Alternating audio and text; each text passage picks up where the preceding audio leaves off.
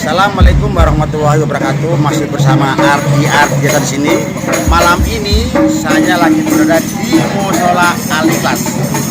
Hari ini hari Sabtu tanggal 8 Oktober 2022. Musola Al-Ikhlas lagi mengadakan acara Maulidan dengan pembacaan kitab Al-Berjanji yang diiringi oleh Hadroh New Al-Ikhlas. Kira-kira acara seperti apa? Yuk kita ke lokasi aja, monggo.